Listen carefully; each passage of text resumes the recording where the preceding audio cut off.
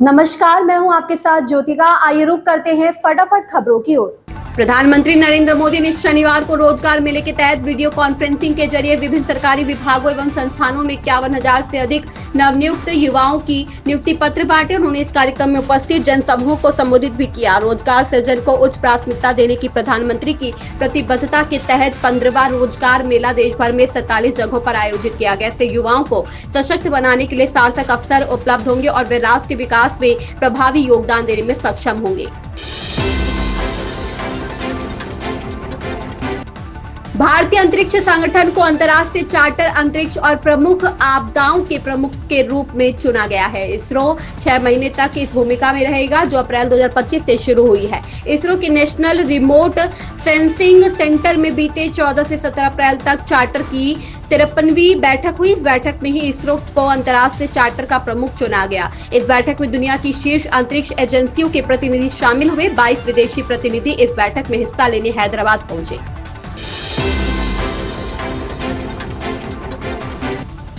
पहलगाम आतंकी हमले के बाद केंद्र सरकार की ओर से लिए गए संकल्प को केंद्रीय मंत्री और भाजपा के राष्ट्रीय अध्यक्ष जेपी नड्डा ने दोहराया। उन्होंने कहा कि भारत पहलगाम आतंकी हमले के जिम्मेदारों को करारा जवाब देगा। पुणे के दगडूशेठ गणपति मंदिर में पूजा के बाद नड्डा ने कहा कि देश को उम्मीद है कि पीएम नरेंद्र मोदी हमले का कड़ा जवाब देंगे।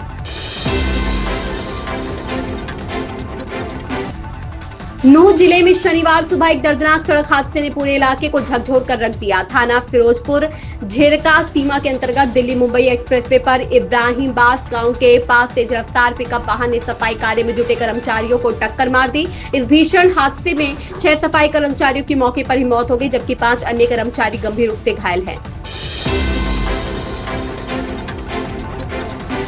मुर्शिदाबाद हिंसा पर राष्ट्रीय महिला आयोग की रिपोर्ट पर भाजपा सांसद तरुण चुग ने कहा, मुर्शिदाबाद में हिंदुओं पर पूर्व नियोजित हमले पर पश्चिम बंगाल सरकार की चुप्पी इस बात का सबूत है कि ममता बनर्जी की सरकार ने दंगाइयों को पनाह दी है। ममता बनर्जी ने अपने अत्याचारों और कुशासन से बंगाल को बर्बाद और कलंकित किया है। यह मानवता पर कलंक है। उनकी तुष्टीकरण की राजनीति ने राज्य में अपराधियों को खुली छूट दे दी है। मुर्शिदाबाद में हिंदुओं के खिलाफ सुनियोजित और योजनाबद्ध हमला बंगाल सरकार की चुप्पी ये स्पष्ट करती है कि अब बंगाल की सरकार, ममता बनर्जी की सरकार ने उपद्रवियों को शरण दे दी।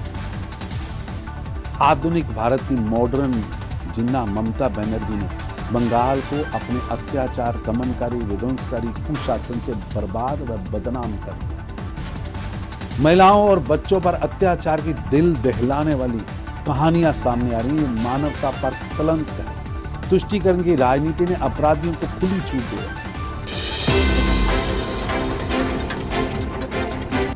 जम्मू कश्मीर के पहलगाम में मंगलवार को आतंकियों ने पर्यटकों पर अंधाधुंध गोलियां बरसाकर 26 लोगों की नृशंस हत्या कर दी, जिसके देश में आक्रोश है। पूरा देश आतंकियों के खिलाफ सख्त एक्शन की मांग कर रहा है। वहीं इस बीच सीमा हैदर एक बार फिर सुर्खियों में आ गई हैं। उन्हें वापस पाकिस्तान भेजने की मांग की जा रही है।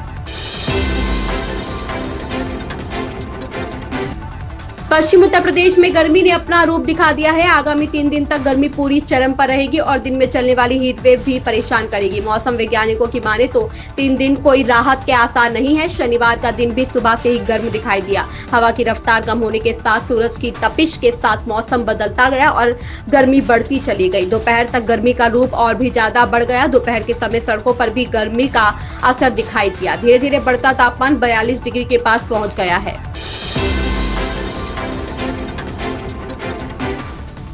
उत्तर प्रदेश की योगी सरकार अमेरिका और चीन के बीच चल रहे टैरिफ वार को प्रदेश के लिए अवसर बनाने की तैयारी में है। यूपी में कानून व्यवस्था, वैश्विक स्तर की बुनियादी सुविधाओं, एक्सप्रेसवे, सामान्य एवं इंटरनेशनल एयरपोर्ट, अंतर्राज्यीय जलमार्ग का विस्तार, भरपूर मानव संसाधन के नाते सस्ता श्रम, सूक्ष्म, लघु एवं मध्यम उद्योग को बढ़ावा देने के कारण अन्य राज्यों की तुलना में यह संभावनाएं बढ़ गई है।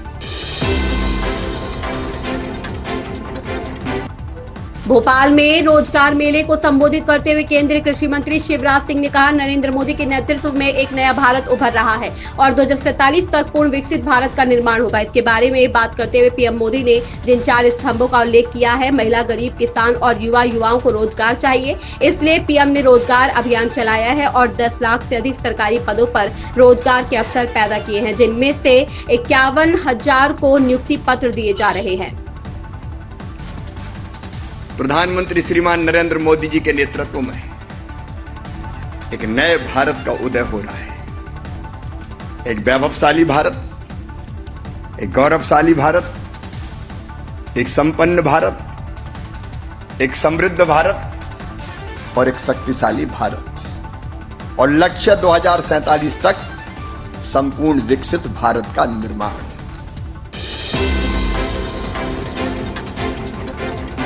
मुख्यमंत्री योगी आदित्यनाथ शनिवार को लखीमपुर खीरी के पलिया में जनसभा को संबोधित करते हुए आतंकवाद पर जमकर बरसे। मुख्यमंत्री ने कहा कि सभ्य समाज में आतंकवाद के लिए कोई जगह नहीं है हो सकती, अराजकता के लिए कोई जगह नहीं हो सकती। भारत सरकार सुरक्षा, सेवा, सुशासन का मॉडल है जो विकास, गरीब कल्याण और सबकी सुरक्षा पर आधारित है। अगर कोई सुरक्षा में सेंध लगाने का दुस्साहस करेगा तो उसके लिए 0 टॉलरेंस की नीति है। वह जिस भाषा में समझेगा उसको उस भाषा में जवाब देने के लिए भारत तैयार है।